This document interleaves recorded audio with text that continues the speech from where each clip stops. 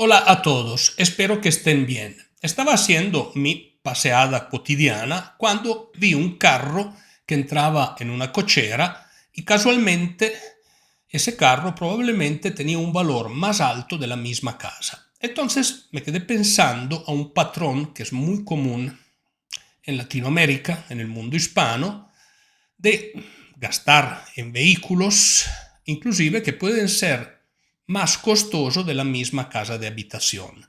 ¿Qué significa esto y qué sentido a nivel económico estas decisiones podrían tomar? Es lo que vamos a ver en este vídeo.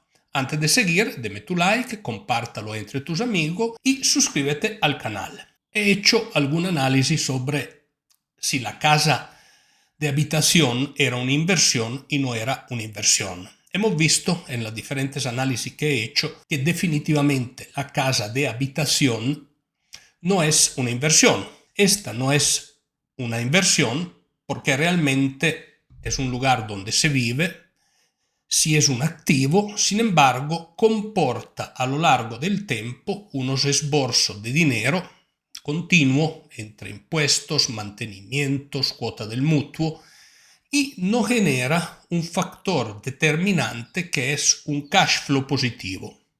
Muchos piensan que estos activos tienen, después de unos años, una apreciación de su valor, pero no es siempre así porque cambian las leyes, sobre todo a nivel europeo hay nuevas normas sobre las viviendas que requieren a los dueños de estas de fuertes inversiones para ponerlas de acuerdo a las regulamentaciones ambientales que rigen en el continente.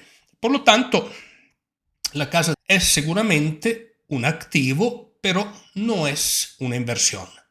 Sin embargo, resulta sorprendente que muchos profesionales adquieran vehículos que son a veces del mismo valor, de un valor parecido o inclusive de un valor superior a la casa de habitación. La pregunta de fondo es si adquirir un vehículo que tiene un valor más alto de tu casa de habitación o si tiene un valor parecido o inclusive un poquito menor, tenga sentido o no tenga sentido.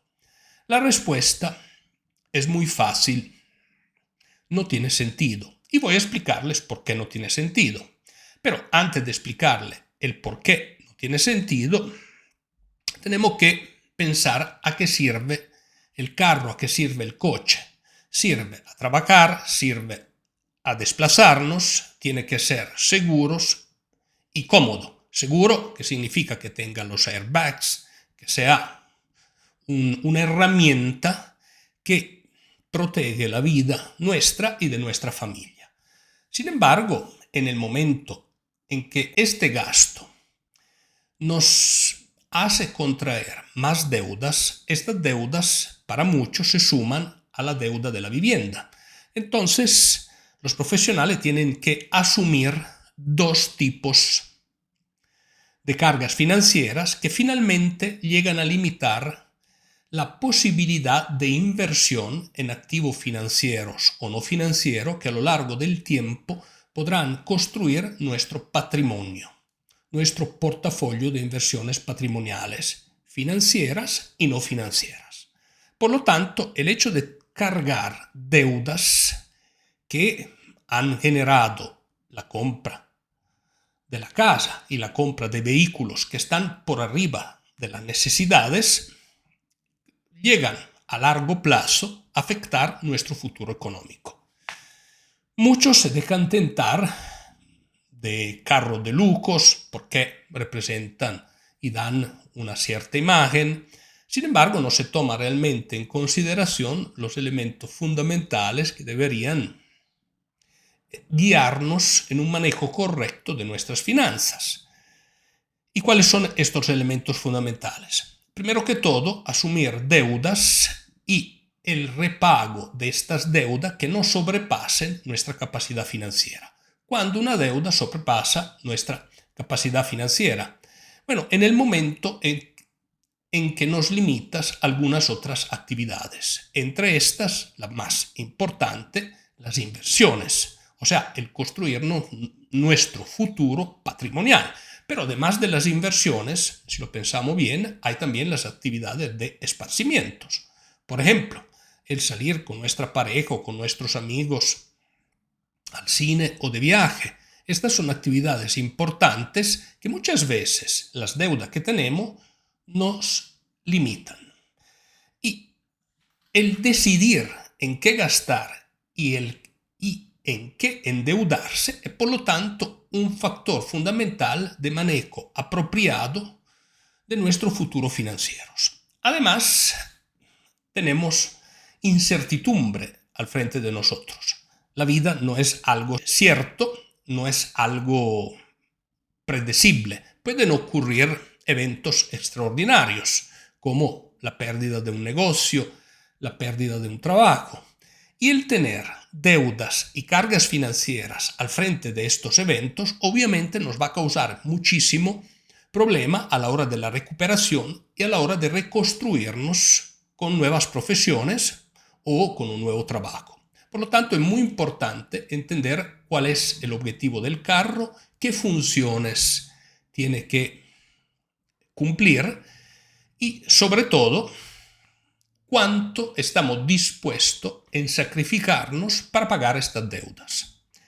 Además, hay un factor esencial que todos los que adquirimos vehículos tenemos que tomar en consideración. El factor esencial es que los vehículos se deprecian muy rápidamente, en poco tiempo pierden gran parte de su valor. Por ejemplo, cuando usted saca un carro nuevo de una agencia, el simple sacarlo de la agencia implica una pérdida entre un 10 y un 20% de su valor. Después de 3 años probablemente este carro vale la mitad. Entonces, son activos que realmente se deprecian a una velocidad muy acelerada, pero que pueden construir o que pueden constituir un lastre que arrastramos a lo largo de los años. ¿A qué me refiero con esto? Es normal que cuando estemos cerca del pago de las cuotas de la casa o de la hipoteca del carro, nos ilusionamos con una nueva inversión. Entonces normalmente hay un patrón repetitivo. ¿Cuál es este patrón repetitivo? Que tendemos a contraer otra deuda por comprar una casa más grande, por comprar una segunda casa, por cambiar el carro o por tal vez comprar un carro con un simple fin de esparcimiento que a lo largo del año usaremos muy pocas veces. En estos casos sería mejor alquilarlo en lugar que este carro que tiene el fin de esparcimiento, en lugar de cargar con la deuda del mismo y después, en poco tiempo, de todas formas, va a perder gran parte de su valor. Espero que este contenido te haya gustado y nos vemos en mi próxima análisis. Muchas gracias.